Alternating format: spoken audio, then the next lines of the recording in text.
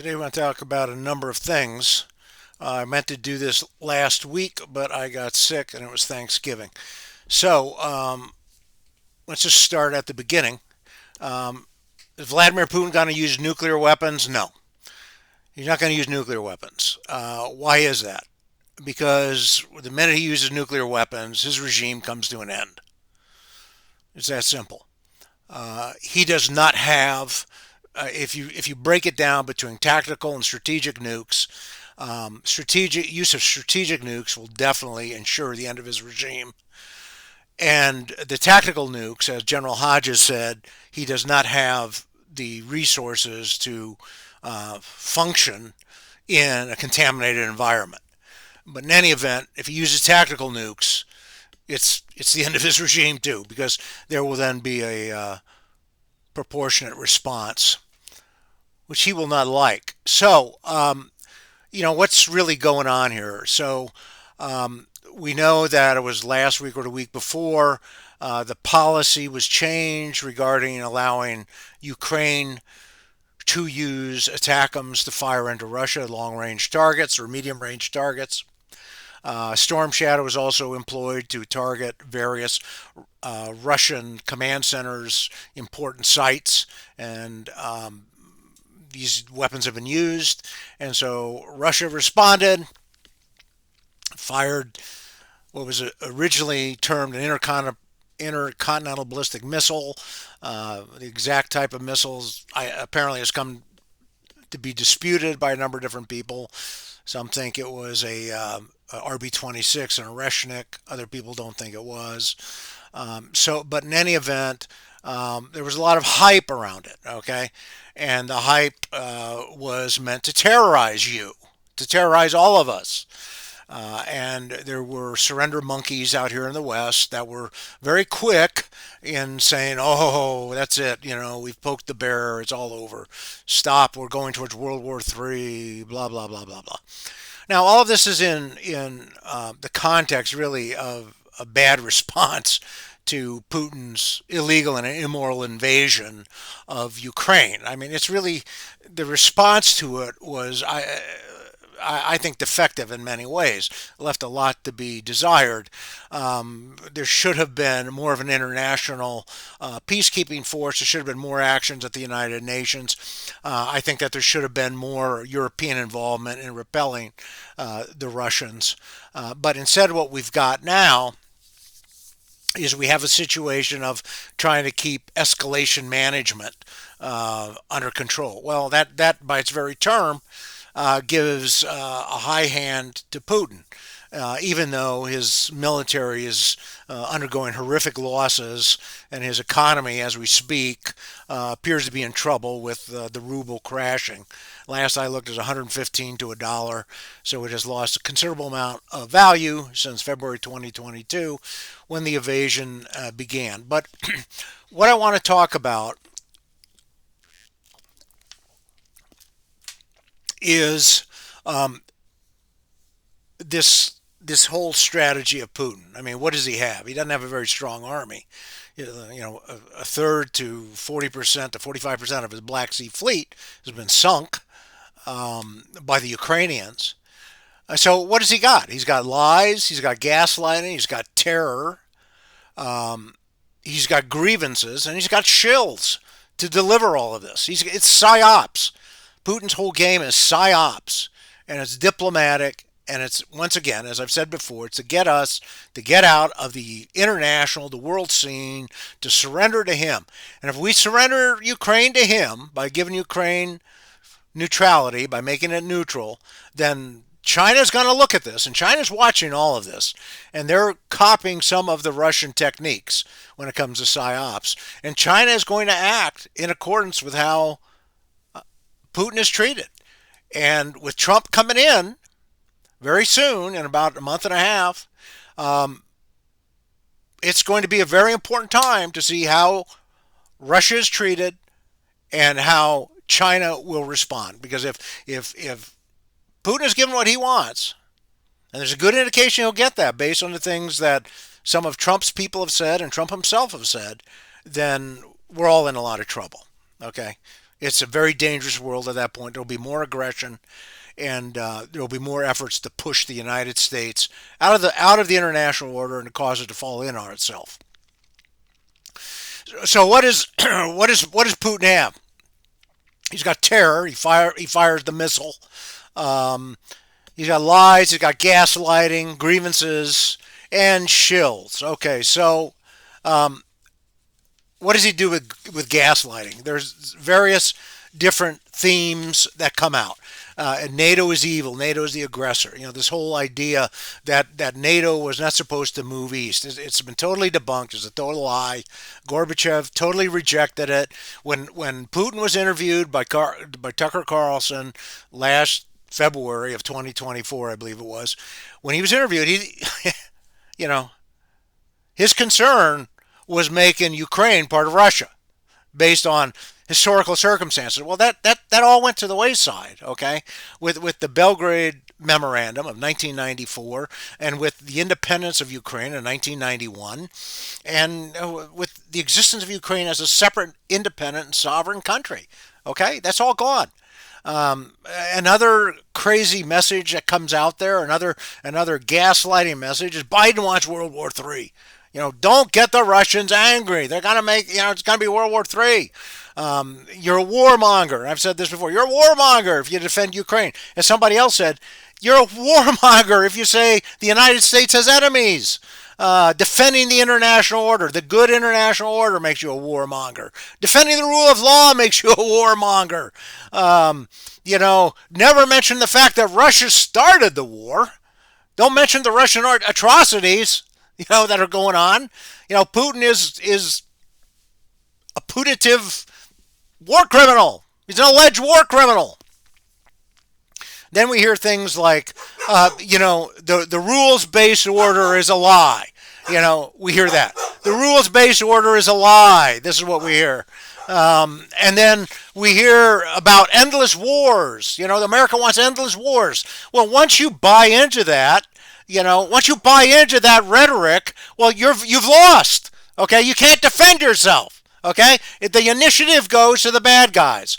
All right, so what is also ignored is that there are cable cuttings going on. Major undersea cables are being cut in the Baltic, apparently by Chinese and Russian ships. Okay, there's ongoing cyber attacks. There's threats on U.S. bases that come from Soloviev, who's one of the talk show hosts in Russia. There is ongoing espionage and sabotage in Europe, and as far as we know, in this country too. All you have to do is listen to the Helsinki Commission, and they'll tell you what's going on. So Russia has launched a war against us. They are the aggressor, okay? And aggressors are bad people, and they have to be stopped. All right, so that's some of the gaslighting that's going on. So who are some of the agents? Okay, well, I'm just going to give you some names. Okay, and they're alt media. Jack Posobiec. When I say an agent, I'm saying he's a shill. I think he's a shill. He repeats Russian talking points. He repeats the wrong stuff which I consider to be disloyal. And it's the same with all the other people on this list. Joe Rogan, Candace Owens, Jackson Hinkle, Scott Ritter, Douglas McGregor. They're saying things that attack this country, that provide cover for Putin, that advance this gaslighting narrative. They're repeating lies. They're repeating talking points of the enemy. Now, whether their actions are treasonous, that's a separate concern. Are they getting paid by Russia? I don't know. But they are acting definitely as shills, and they're definitely repeating the Russian points that they want to have repeated. And, here's one by Jack Posobiec from a few days ago, basically blaming the U.S.-backed, the U.S. started the civil war, or the dirty war in Syria, to oust Assad, who canceled the U.S.-backed Qatar pipeline project. And then he shows a map, and the map shows the pipeline going through the country of Syria. But what he doesn't identifies the source of the map. Well, the source of the map apparently comes from an article by Paul Cochran from April 16 of 2018. And the title of the article, and Paul Cochran's a well-known writer, the title of the article is the Pipeline Conspiracy. The war in Syria has never been about gas or about the gas pipeline. So, you know, Cochrane is saying the pipeline conspiracy theory that Posobiec is pushing is bunk. All right, there's more. There's Joe Rogan who won't have Zelensky on the show. There's Candace Owens who became a big favorite of certain Catholic groups. Because I guess she became a traditional Catholic at some point, and she was writing things against the rabbis and attacking the so-called attacks on Christians that supposedly happened at the end of World War II, and she was lumping the Americans in with that.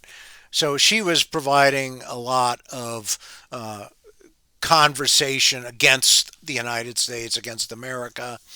But she's also said a lot of, she's also made a lot of statements that are just, that are just disloyal. Here's one post. Since everyone is now concerned about World War III, and this is after the missile was fired by Putin, concerned about World War III and perhaps realizing everything they told us about Ukraine is a lie, I invite you again to read Putin in his own words. Yes, we staged a coup in Ukraine. Yes, we lied about it. NATO expansion. No, that's false. She's spreading the lies. Okay? Then she keeps up the divisions in America. I tweeted this almost 3 years ago. Not only was a community noted, but then the CIA's Mockingbird Press accused me of being funded by the Kremlin. Western media lies about everything. Either pursue independent media or do not feign shock when your sons are drafted into World War III. Okay, well, I'm not saying she's funded by the Kremlin. I'm saying that she is repeating a lot of lies, and she's making a lot of statements that are meant to demoralize, and all of this favors at least a foreign adversary, because Russia's been called a foreign adversary, and Russia has called us an enemy. So she is saying things that advance an enemy, that promote and help an enemy and divide Americans. And that's very troubling. That should trouble everyone. And she has obviously gotten, like I said, a following in certain Catholic communities, traditional Catholic communities, traditional Latin Mass communities, for a variety of reasons. And so this makes it very troubling and a very dangerous dynamic. And in a way, it kind of helps us understand why maybe the FBI does want to keep an eye on some Catholic communities, because they want to make sure that we don't have disloyal cells within the country. There are Russian spies in the country, and the FBI agent, what was his name, Hansen? I can't think of his first name now, but he was a big Catholic. He was an Opus Dei, and he sold a lot of U.S. secrets, and he went to prison for a very long time, and he died in prison last year.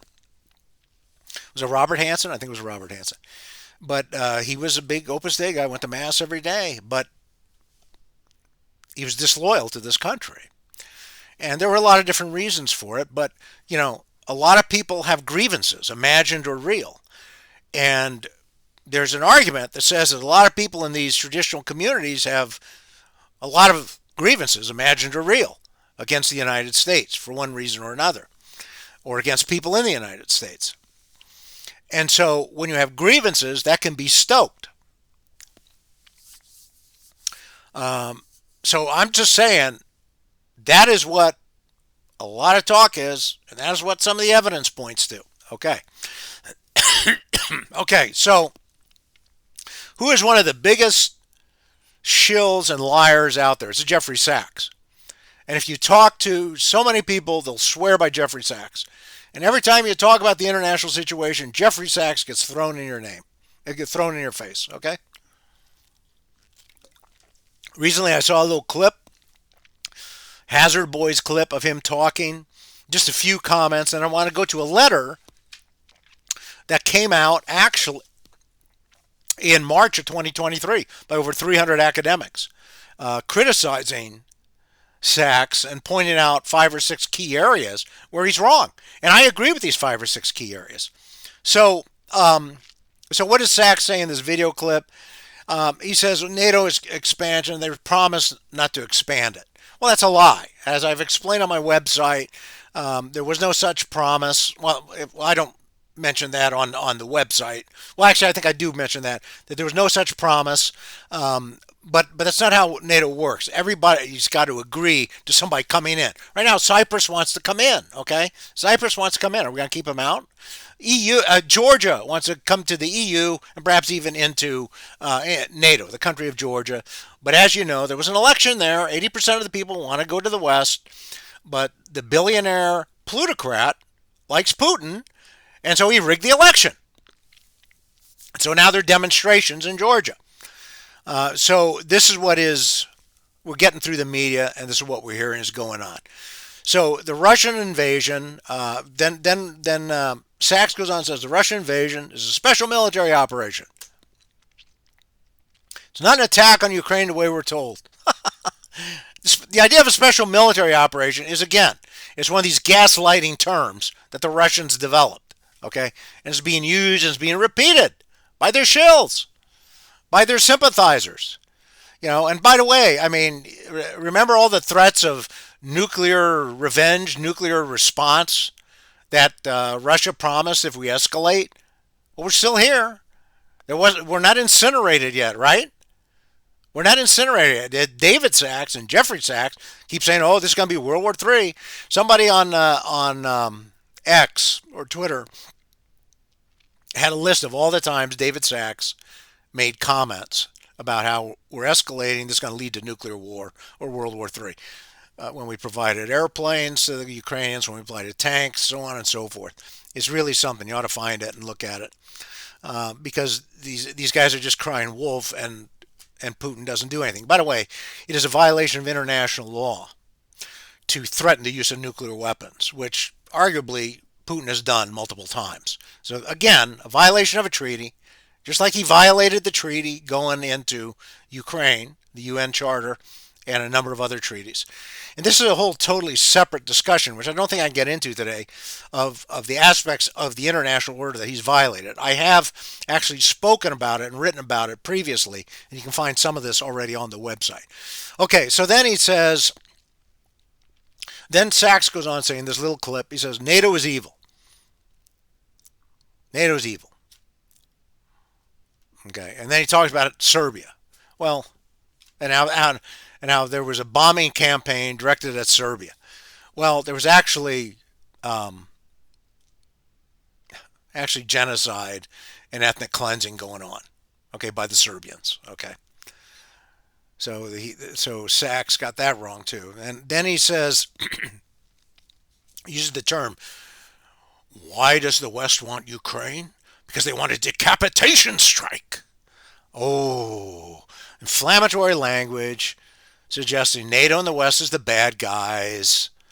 But the guys who launched the invasion were the Russians. The countries that want protection from the Russians joined NATO. That's been ongoing for 30 years since the end of the Cold War. Then he said in this clip, Ukraine was a color revolution. And that's not true. Simply that the CIA was behind it. That's not true. The Ukrainian people didn't want Yanukovych. He went back on his word. And Yanukovych fled the country. We've always favored self-determination of peoples, and that was an example of it. He's also, I believe, he's advanced, but either him or others have advanced lies about the Constitution of Ukraine. It did not announce neutrality. The 1996 Constitution, 2014 Constitution did not announce neutrality. They kept their sovereignty, which is the ability under international law to make alliances, which means they can join NATO if they meet the conditions of NATO. And NATO has strict conditions you got to meet. So the West and the United States is not the aggressor here. The aggressor is Putin. The threat is Putin. The threat is Russia. Okay, and then he talks about, well, Russia should join NATO. Well, I think there's a lot of issues with that for a lot of cultural, geopolitical reasons. And I think that we're seeing it play out in the person of Putin. I mean, if Russia was in NATO right now, what kind of havoc would they be wreaking? They'd be doing a lot more. I mean, right now they're trying to divide NATO with their Eurasian philosophy and their targeting of elections and targeting of dissident groups. And the Russians are doing this. They're looking at stoking divisions. They're looking at demoralizing people. This is ongoing. You can listen to it in the Helsinki Commission meetings and a lot of other places. Okay, so here's a letter, which I'm going to put up underneath the video. March 20th, 2023, to Dr. Jeffrey Sachs by Yuriy Gorodnichenko. Okay, these are over 300 professors, scholars, experts. I'm going to read key parts of it. Dear Dr. Sachs, we are a group of economists, including many Ukrainians, who were appalled by your statements on the Russian war against Ukraine, and were compelled to write this open letter to address some of the historical misrepresentations and logical fallacies in your line of argument. Your repeated appearance on talk shows of one of the chief Russian propagandists, Vladimir Soloviev, who, apart from calling to wipe Ukrainian cities off the face of the earth, called for nuclear strikes against NATO countries. We have reviewed the op-eds on your personal website and noticed several recurring patterns. And what follows, we wish to point out these misrepresentations to you alongside our brief response. And I believe there is 5 patterns here. A very scholarly response. Okay, so number 1, denying the agency of Ukraine. The doctor says, in your article, The New World Economy, from January 10, 2023, you write, quote, it was after all the U.S. attempt to expand NATO to Georgia and Ukraine that triggered the wars in Georgia in 2010 and in Ukraine, 2014 until today, end of quote. Say a similar thing in another article from February 13th, 2023, in which you write, the proxy war in Ukraine began 9 years ago when the U.S. government backed the overthrow of Ukraine's president, Viktor Yanukovych. Yanukovych's sin, from the U.S. viewpoint, was his attempt to maintain Ukraine's neutrality despite the U.S. desire to expand NATO to include Ukraine and Georgia. End of quote. So Gorodnichenko proceeds. Dr. Sachs, let us set the record straight on the historical events from 2013 to 2014, which you hint in the aforementioned misinformative statements. I'd call it disinformation. Quote, the Euromaidan had nothing to do with NATO nor the U.S. Initial protest was sparked by Viktor Yanukovych's decision not to sign the European Union-Ukraine Association Agreement. Despite said agreement passing the Ukrainian parliament with an overwhelming majority and enjoying broad support among the Ukrainian population.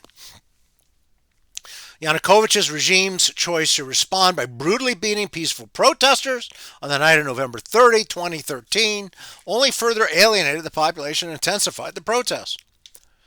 After adoption of a set of laws forbidding freedom of press and assembly, Yanukovych, in January 2014, the Euromaidan turned into a broader movement against government abuse of power and corruption, police brutality, and human rights violation, which we now refer to as the Revolution of Dignity. Ukraine's accession to NATO was never a goal of this movement. Hence, your attempts to trace the beginning of the war to NATO are historically inaccurate. Furthermore, treating Ukraine as a pawn of the U.S. geopolitical chessboard is a slap in the face to millions of Ukrainians who have risked their lives during the Revolution of Dignity. Number 2, NATO provoked Russia. Okay, so then the letter cites a couple of Sachs' positions. I'm going to paraphrase here as I go. Sachs emphasized the expansion of NATO provoked Russia, and that's from an interview given to Isaac Chotiner, the New Yorker, in February of 2023. The letter goes on to say, Dr. Sachs, we want to alert you to a few facts. In 1939, it was the Soviet Union and Nazi Germany that invaded Poland. In 1940, it was the Soviet Union that invaded the Baltic countries. In 1940, it was the Soviet Union that annexed parts of Romania. 1956, it was the Soviet Union that invaded Hungary. 1968, it was the Soviet Union that invaded Czechoslovakia. Poland, Estonia, Lithuania, Latvia, Romania, Hungary, or Czechoslovakia did not invade Russia or the Soviet Union. No threat emanated from these countries, but these countries were attacked by the USSR or Russia. This is why these countries wanted to join NATO. Since joining NATO, none of these countries have been attacked by Russia again. Just like these countries, Ukraine wants to have security and peace. It does not want to be attacked again by Russia. Given that Ukraine's agreement to give up its nuclear weapons in 1994 in exchange for security assurances from the US, UK, and Russia did nothing to prevent Russian aggression, currently the only credible guarantee is NATO membership. We also draw your attention to the fact Finland and Sweden applied for NATO membership in response to Russian aggression, but Russia didn't complain about that. Pattern number 3, denying Ukraine's sovereign integrity. Mr. Sachs, in an interview to Democracy Now! On December 6, 2022, you said, quote, "So my view is that Crimea has been historically and will be in the future effectively, at least de facto, Russian." End of quote. Okay. We wish to remind you that Russia's annexation of Crimea in 2014 has violated the Budapest Memorandum, which Russia promised to respect and protect Ukrainian borders, including Crimea, the Treaty on Friendship, Partnership, and Cooperation, and according to the order of the UN International Court of Justice, it violated international law. As a permanent member of the UN Security Council, Russia was supposed to protect peace, but instead Russia violated the foundational principle of the UN, Article 2 of the UN Charter. All members shall refrain in their international relations from the threat or use of force against the territorial integrity or the political independence of any state or in any other manner inconsistent with the purpose of the United Nations. Indeed, the entire world security architecture after World War II is based on the assumption that country borders cannot be changed by force in order to preserve peace, as Kenya UN ambassador highlighted in his famous speech. By insisting that Russia can keep Crimea, you are making the implicit assumption that if Russia is allowed to do that, it will leave the rest of Ukraine in peace. However, this is demonstrably not true.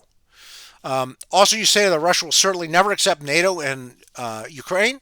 For your information, the UN Charter emphasizes the self-determination of peoples as a key principle. It's not for Russia to decide what alliances or unions Ukraine will or will not join. That's part of sovereignty, which I've been talking about and writing about. Pattern number 4, pushing forward Kremlin's peace plans. In the article, What Ukraine Needs to Learn from Afghanistan, you wrote, Mr. Sachs, the basis for peace is clear. Ukraine would be a neutral, non-NATO country. Crimea would remain home to Russia's Black Sea Naval Fleet. As it has since 1783, practical solution will be found for the Donbass, such as territorial division, autonomy, or an armistice line. End of quote. While your suggestion is perfectly aligned with that of Russian propagandists, it leaves unanswered the key question from the Ukrainian perspective. Based on what evidence do you trust a serial warmonger who has stated on multiple occasions that Ukraine does not exist to be satisfied with Crimea and Donbass and not try to occupy the entire country? How can you trust Putin to honor a peace settlement? You can't! Writing that if Ukraine offered Putin Crimea and Donbass in December or 2021 or March 2022, then the fighting would stop, Russian troops would leave Ukraine, Ukraine's sovereignty would be guaranteed by UN Security Council, is just wishful thinking. Peace negotiations in early 2022 broke down, not because of non-existent U.S. intervention, but because Russia demanded unconditional capitulation of Ukraine, and still does. Remember that Russia's goal in Ukraine were demilitarization and denazification. What denazification means was explained by one of Putin's political advisors, Timofey Sergetsev, in his piece, What Russia Should Do with Ukraine. There he argued for the brutal destruction of the Ukrainian nation involving killing millions of people and re-educating others. Russians already started implementing these plans in the occupied territories of Ukraine. And that's why there's a lot of war crimes being documented, and a lot is going to International Criminal Court for prosecution.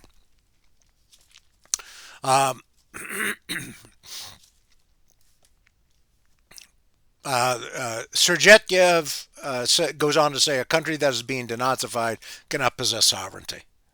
So it's about taking away the agency or the sovereignty of Ukraine.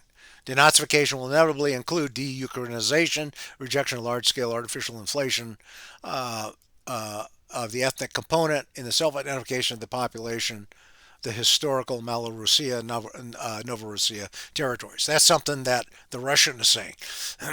He's saying that denazification will do away with a fake identity, which is itself a lie, because there is a real Ukrainian identity. Okay, so what's happening here? The doctor is just simply quoting the Russian agent, who is an agent. I'm sure he's being paid by the Russians. So then the letter goes on to say Russia commits horrendous war crimes as documented by the UN and many others. Pattern number 5, presenting Ukraine as a divided country. Mr. Sachs, you stated that the U.S. overlooked two harsh political realities in Ukraine. First, Ukraine is deeply divided ethnically and politically between Russia-hating nationalists in western Ukraine and ethnic Russians in eastern Ukraine and Crimea. This statement echoes a Russian political technology first applied during the 2004 presidential elections and still used by Russians to justify denazification of Ukraine today. We encourage you to take a look at the actual empirical facts and history. 1991, all regions of Ukraine voted for independence, including Crimea. When we speak about Crimea, we should ask why it has ethnic composition it does. It has a Russian majority because of a series of genocides and deportations, starting from its first occupation by Russia in 1783 and as recently as 1944, when Crimean Tatars were deported to remote parts of the Soviet Union. Crimea's indigenous population was deported, killed, and replaced by Russians. A similar tactic was used by Russia during the several genocides of Ukrainians. For example, during the Great Famine of 32 to 33, Russians arrived to live in the houses of Ukrainians who died of famine. Russia is using the same tactic of population replacement today in the current war. It deports Ukrainian populations and forcibly adopts Ukrainian children or re-educates them after forcibly parting them with their families. Russia also uses softer tactics such as Russification. Recent poll shows that irrespective of language or location, Ukrainians overwhelmingly, 80%, reject territorial concessions to Russia. 85% of Ukrainians identify themselves as citizens of Ukraine, as opposed to residents of the region, representations of an ethnic minority, or some other identifier. This is hardly possible in a divided country. Finally, Mr. Sachs, your interventions present a distorted picture of the origins and intentions of the Russian invasion, mix facts and subjective interpretations, and propagate the Kremlin's narrative. Ukraine is not a geopolitical pawn or a divided nation. Ukraine has a right to determine its own future. Ukraine has not attacked any country since gaining its independence in 1991. There is no justification for the Russian war of aggression. Clear moral compass, respect of international law, and a firm understanding of Ukraine's history should be the defining principles of any discussions towards a just peace. Eloquently said, I agree with all of it. All of it is correct. So you have shills, you have useful idiots, you have bad actors who are repeating the lies that Jeffrey Sachs puts out there. And that's very dangerous. There's more to talk to about all of this, but I'm past half an hour. And one thing that Putin has done and the Russians have done, and the Chinese and Xi and the Chinese Communist Party are doing, is they are breaking international unity. As members of the Security Council, those countries have have an obligation to keep the peace, not to destroy the peace. And what I'm going to show as time goes on is all of the times that the peace was broken by these people, and all of the times that the peace was maintained by working with the UN and the United States. Thank you.